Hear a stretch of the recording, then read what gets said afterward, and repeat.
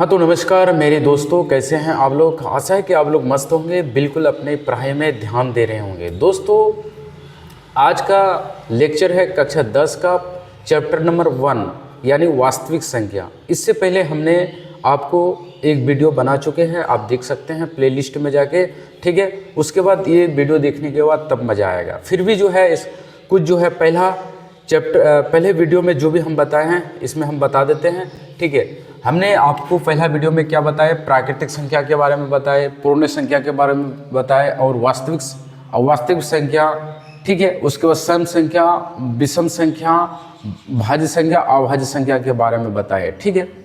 अब इस चैप्टर में हमें जो है कुछ कंसेप्ट और भी समझना है, ठीक है। आप लोग इस वीडियो को अंततः बनाए रखें और अपने दोस्तों को अधिक से अधिक शेयर कीजिए और वीडियो को लाइक कीजिए, दबा करके। चलो आते हैं, बिना समय को पास करते हुए अपने मुद्दे की बात करेंगे दोस्तों, ठीक है। देखो इसमें हमें क्या पढ़ना है, भाज्य।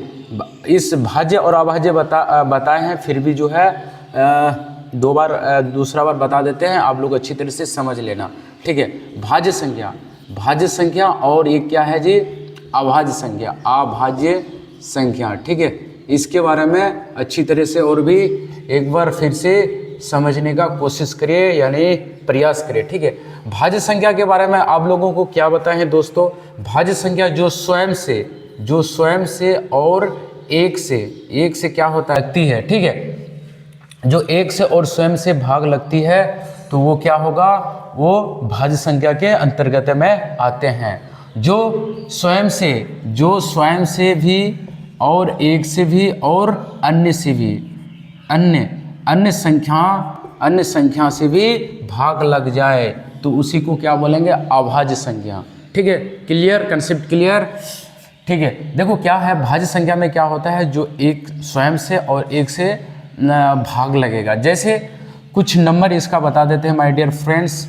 जैसे भाज्य संख्या में कौन आ रहा है, 2 आ रहा है, उसके बाद 3 आ रहा है, उसके बाद 5 आ रहा है, उसके बाद कितना 7, उसके बाद 11, ठीक है, 13। ये जो संख्या जो हम लोग देख रहे हैं ये क्या है, भाज्य संख्या। और अभाज्य संख्या में कौन आएगा दोस्तों, एक 4, उसके बाद 6, 8, 10, ठीक है। इस प्रकार जो ये इस तरह का जो संख्या आप जो देख रहे हैं ये किस में आ रहा है, 14 भी होगा भाई, ठीक है, 15, 16, ठीक है। इस प्रकार की संख्या क्या है, अभाज्य संख्या है। क्योंकि दोस्तों ये जो है अपने आप से भी भाग लगेगा और एक से भी भाग लगेगी और उसके बाद 2 से, ठीक है, अन्य संख्या यानी 2 से भाग लगेगा, ठीक है। उसके बाद 6 भी जो है क्या है, अपने आप से भी भाग लगेगा, एक से भी और अन्य संख्या से भी भाग लगेगा जी, ठीक है। अब इसको अच्छी तरह से समझ लेना, ठीक। यदि इसका डेफिनेशन यदि देखा जाए कि सर ये भाज्य संख्या किसे कहते हैं, जो यानी जो संख्या स्वयं से और एक से भाग लगे, ठीक है, उसे भाज्य संख्या कहते हैं, ठीक है। समझ में आ गया। तो इसमें कौन कौन आ रहा है माय डियर फ्रेंड्स, 2, उसके बाद 3, उसके बाद 5, उसके बाद 7, 11, 13 और 15, 17, ठीक है। ये जो संख्या जो देख रहे हैं ये क्या है, भाज्य संख्या। क्या है जी, भाज्य संख्या। ये क्या है, भाज्य संख्या। यदि कहा जाए कि भाज्य संख्या किसे कहते हैं, जो संख्या स्वयं से और एक से भाग लगे उसे भाज्य संख्या कहते हैं, ठीक है।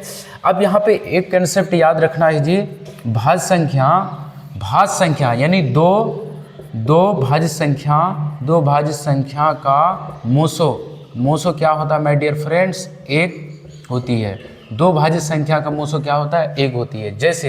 जैसे 2, एग्जाम में इस तरह का क्वेश्चन आता है कि P 2 भाज्य संख्या P और Q, चलो इसको Q मान लेते हैं। 2 भाज्य संख्या P और Q है तो मोसो बताइए 1 नंबर में 2, बी नंबर में 3, सी नंबर में 1 और डी नंबर में 5। तो इनमें से कौन होगा माय डियर फ्रेंड्स? तो यहाँ पे दो भाज्य संख्या p और q है, तो मोसो क्या होगा? 1 होगा। ठीक है, क्या होगा? 1। यानी दो अभाज्य संख्या के बीच यदि आप मोसो निकालते हैं तो क्या होता है? मोसो 1 होती है। ठीक है, ये जो है ऑब्जेक्टिव में पूछा जाता है। अब जो है अच्छी तरह से इसको याद कर लेना, नोट करते जाना दोस्तों। ठीक है, अब हम लोग आ जाते हैं क्या? अभाज्य संख्या के इसमें। ठीक है, अभाज्य संख्या क्या होता है दोस्तों? वीडियो आ रहा है जी?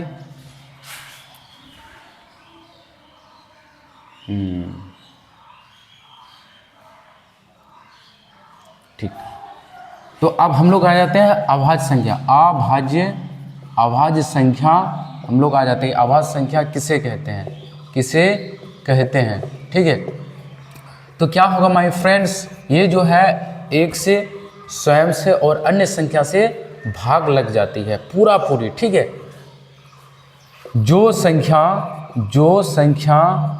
स्वयं से, एक से और अन्य संख्या से पूरा पूरी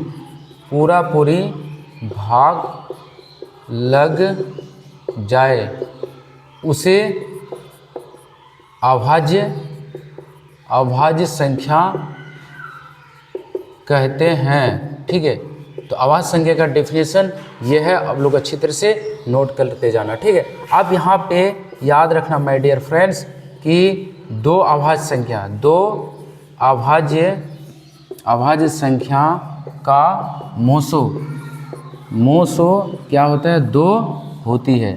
ठीक है, जैसे अभाज्य संख्या में कौन कौन आ रहा है माय फ्रेंड्स? दो अभाज्य संख्या, यदि दो भाज्य संख्या का मोसो यदि कहा जाए तो क्या होगा? 1 होगा। यदि दो अभाज्य संख्या का मोसो कहा जाए तो क्या होगा? 2 होगा। ठीक है, तो अभाज्य संख्या क्या होगा? 4, 6, 10, 12, ठीक है, 18, 20। इस प्रकार की संख्या जो है ये क्या है? अभाज्य संख्या, जो दो से स्वयं से भी, 2 से भी और अन्य संख्या से भी विभाजित हो जाता है। ठीक है, सबसे यदि छोटा अभाज्य संख्या कहा जाए तो क्या होगा? 4।